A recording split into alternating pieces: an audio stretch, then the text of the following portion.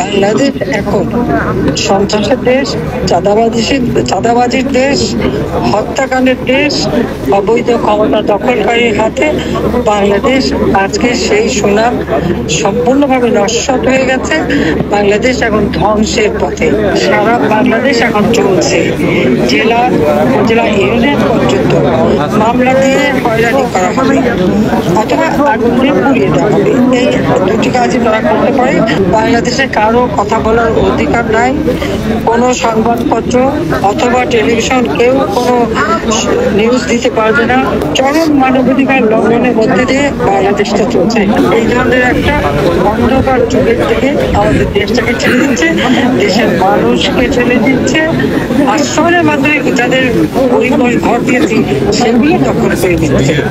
মানে দখলবাজি, চাঁদাবাজি, আসামি হোক আর না হোক সেখানে যে তাদের কাছে চাঁদা দেওয়া নইলে মামলা দেওয়া, মামলাবাজি, চরম মানবাধিকার লঙ্ঘনের মধ্যে দিয়ে বাংলাদেশটা চলছে। এই অবস্থা থেকে মুক্তি পাওয়াটাই হচ্ছে এখন সব থেকে বড় প্রয়োজন, দেশের মানুষকে রক্ষা করার। তো আমি আমাদের প্রবাসী যারা তাদেরকে ধন্যবাদ জানাই।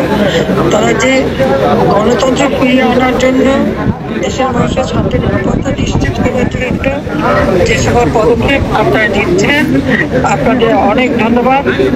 বাংলাদেশে কারো কথা বলার অধিকার নাই।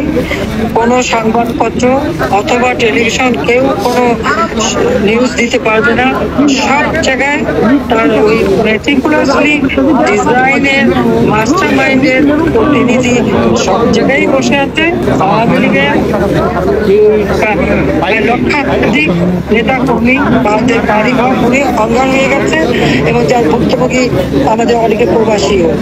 তো আমি আপনাদের সবাইকে এইটুকুই বলবো যে দেশের মানুষের জীবন মান রক্ষা করা, তাদের জীবনের শান্তি ফিরিয়ে আনা, কর্মসংস্থান ব্যবস্থা করা, দ্রব্যমূল্য নিয়ন্ত্রণ করা, ন্যায় বিচার নিশ্চিত করা, আইনের শাসন নিশ্চিত করা, এটা একান্তভাবে অপরিহার্য।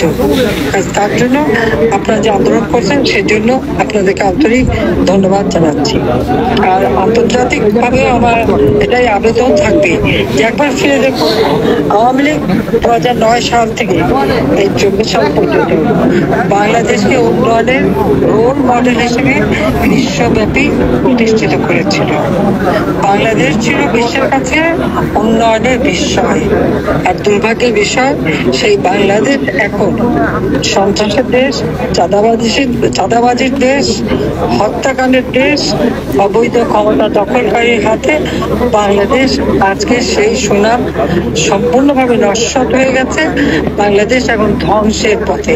এই ধ্বংসের হাত থেকে দেশ ও জাতিকে সকলে মিলে রক্ষা করতে হবে, সেটাই আমার সকলের কাছে আবেদন। সবথেকে দুঃখের বিষয়, জাতির পিতার নাম মুছে ফেলা, তারকে অপমান করা।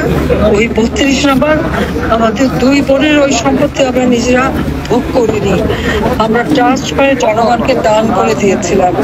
আমাদের স্বাধীনতার স্মৃতি বিজড়িত, সেটাও আগুন দিয়ে পুড়িয়ে দিয়েছে।